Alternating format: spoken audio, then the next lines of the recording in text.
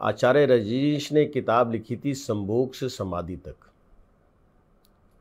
उस किताब में एक पैराग्राफ मुझे बहुत अच्छा लगा कि माँ बेटी खजुराहो के मंदिर देखने गई। जब वो मंदिर पे पहुंची तो उसमें कुछ जो नक्काशी हुई हुई थी उसमें कुछ न्यूड मुद्राएं थी ऐसी जो कि संभोग को प्रदर्शित करती थी। तो माँ ने बेटी से कहा, this is all vulgar shit, let us move from here. तो वहाँ से अपने जहाँ वो होटल में ठहरी थी वहाँ आ गई। अब माँ ने तरकीब सोची कि भाई कोई तरकीब करूँ कि जिस तरह से मैं अकेले जाके उसको देखूँ। तो माँ ने अगले दिन बेटी से बहाना किया कि बेटे मेरी तो तबीयत ख़राब है, मैं तो आज होटल में आराम करूँगी, तुम्हें जहाँ आज घूमना है वहाँ जाओ। अब बेटी ने सोचा बड़ा सुंदर मौका है, मैं अकेले जाके खजुराहो की वो मुद्राएं देखती हूँ। तो जब बेटी वहाँ पहुँची तो उसे देख के आश्चर्य हुआ कि माँ उससे पहले वहाँ पहुँची थी।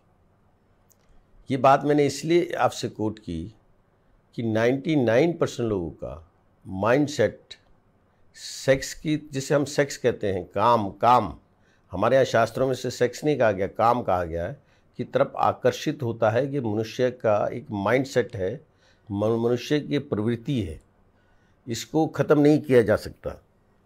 और मनुष्य जैसा आदमी खाना खाता है, सोता है, उसी तरह से उसके लिए ये मैथुन प्रक्रिया भी शादी के बाद या शादी के उपरांत ये आवश्यक है शरीर के लिए।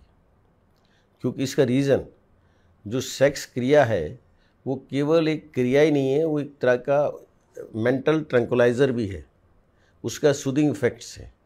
दो प्राणियों में मित्रता भी होती है और दो प्राणियों में उनके मन को, उनके शरीर को, उनकी आत्मा को, उनके दिमाग को पूर्ण आराम मिलता है। हम ये सोचते हैं कि वल्गैरिटी है, ऐसा नहीं है।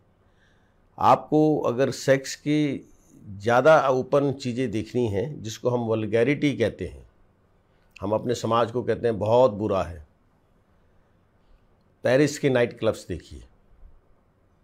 आपको जानकर आश्चर्य होगा, पेरिस के नाइट क्लब्स में सबसे ज़्यादा जाने वाले वो लोग हैं दुनिया के, मैं उन देशों का नाम नहीं बताऊंगा, जहां ये कहते हैं कि इस विषय पे बात ही ना करो। मैं स्वयं उस जगह गया हूं and I have seen of my own eyes, जो लोग कहते हैं ये विषय बैन है, वो लोग सबसे ज़्यादा विद फैमिली वहाँ हाजिर हैं। कहने का मतलब है कि माइंडसेट है इंसान का, इस प्रवृत्ति को कोई नहीं रोक सकता और इस प्रवृत्ति को रोकने की आवश्यकता भी नहीं है। फॉर एग्ज़ाम्पल, सेक्सुअल फिटनेस में एक आदमी को अगर प्री मैच्योर एजुकेशन की प्रॉब्लम है, एरेक्टाइल डिसफंक्शन की प्रॉब्लम है, तो उसको निश्चित रूप से आयुर्वेदिक जड़ी बूटियों से, आयुर्वेद के रसायनवाजीकरण से, आपने सुना होगा कि आयुर्वेद के 8 पार्ट हैं, अष्टांग, 8 पार्ट। 8वां जो पार्ट है रसायन वाजीकरण। रसायन मीन्स वो औषधियाँ जो आपकी आयु बढ़ाएं, वाजीकरण मीन्स वो औषधियाँ जो आपको घोड़े की तरह बनाएं। वो औषधियाँ आयुर्वेद में हज़ारों साल से वर्णित हैं और उसे हमारे यहाँ राजे महाराजाओं से लेकर परिवार के लोग लेते आए। और वो इसलिए नहीं लेते आए कि उनको कहीं गलत कार्य करने थे, परंतु वो इसलिए लेके आए ताकि उनकी हैप्पी मैरिड लाइफ जो है, उनका जो जीवन जो है वो अच्छा चले। उसका एक शाब्दिक एक शब्द से मैं आपको एक्सप्लेन करता हूँ, समभोग।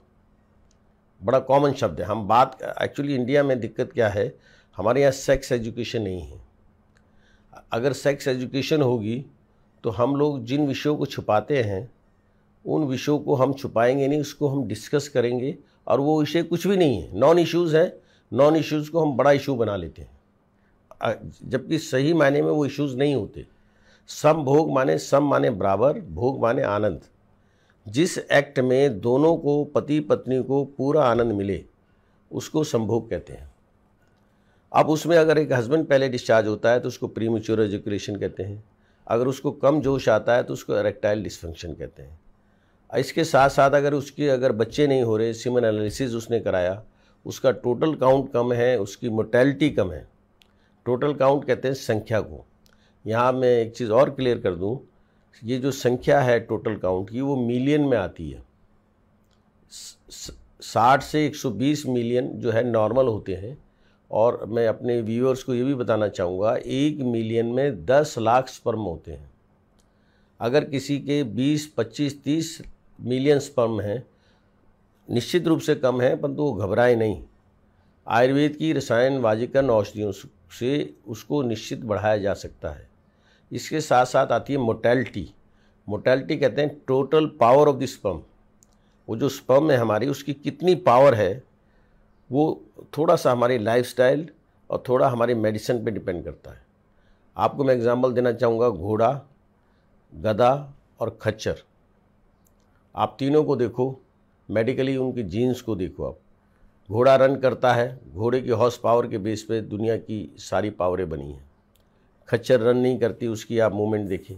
गधा रन नहीं करता, उसका दिमाग और मूवमेंट आप देखें। ये इसलिए कोट कर रहा हूँ कि अगर आप थोड़ा वॉकिंग, रनिंग करते हैं, खाने के साथ साथ अपना डाइजेस्टिव रेट, मेटाबॉलिक रेट बढ़ाते हैं और अपने को थोड़ा सा रिलैक्स रखते हैं, स्ट्रेस फ्री रखते हैं, मीन्स आप मेडिटेट करते हैं, योगा करते हैं, प्राणायाम करते हैं, तो जो ये प्रॉब्लम्स है आपकी erectile dysfunction, pre mature ejaculation और स्पर्म काउंट कम होना, मोटेलिटी कम होना, इसको हम ओलिगोस्पर्मिया बोलते हैं। और जो स्पर्म नहीं होते उसको हम एजोस्पर्मिया बोलते हैं। और इसके साथ साथ इससे रिलेटेड अनेक प्रॉब्लम जो हैं उनको कभी मन में नहीं रखना चाहिए। आपको कभी, हमारे पास इस समय आपको जान का आश्चर्य होगा, वैसे तो ये I should not have told it, आप मैं मुझे नहीं बतानी चाहिए, परंतु बताने में कोई संकोच भी नहीं होना चाहिए। लॉकडाउन के बाद सबसे ज़्यादा अगर हमारी क्लाइंटेज बढ़ी है, हमारे पेशेंट बढ़े हैं, तो मिडिल ईस्ट से बढ़े हैं। आबू धाबी हो, रियाद हो, शारजा हो, दुबई हो, कतर में दोहा हो, जद्दा हो, मिडिल ईस्ट के कोई ऐसी कंट्री या सिटी नहीं जहाँ से 10 पेशेंट की कॉल हमारे पास डेली नहीं आती। और उनको हम जो बात बताते हैं मेडिकली, जो आयुर्वेद में वर्णित है, उसको वो लोग एक्सेप्ट करते हैं। कहने का मकसद है कि ये हमारा जो दर्शन है आयुर्वेद का, जो फिलॉसफी है और जो आयुर्वेद का जो उपचार है, इसकी मान्यता दिन पर दिन पूरी दुनिया में बढ़ती जा रही है। और आपको कभी भी सेक्सुअल एक्ट से संबंधित या यौन समस्या किसी प्रकार की हो, कभी छुपाना नहीं चाहिए। और एक चीज़ यहाँ और क्लियर कर दूँ, पहले मैं कहते हुए संकोच कर रहा था, बहुत से लोगों को दिमाग में साइज़ की बात रहती है और बहुत से नीम हकीम जो उन्हें मिसगाइड करते हैं, तो मैंने बहुत से लोगों को मरते हुए देखा है कि साहब साइज़ छोटा है तो उनके दिमाग में आगे बढ़ेगा नहीं। ऐसा कभी नहीं होता। ईश्वर ने जो आपके शरीर बनाया, किसी का एक हाथ बड़ा नहीं बनाया, किसी की एक टांग बड़ी नहीं बनाई। जितने भी ऑर्गन्स बने हैं शरीर की, वो उसकी सिमेट्री के अनुसार बने हैं। और कभी ये कन्फ्यूज़न दिमाग में ना रखें, ना किसी नीम हकीम के बहकावे में आए कि आपका लिंग का साइज छोटा है और ये है। इस तरह की बातों से हमारी जो है ना, हम अपनी जो मेंटल पावर है और सेक्सुअल पावर है, हम कन्फ्यूज़न में फंसते हैं और अपनी लाइफ को ख़राब करते हैं।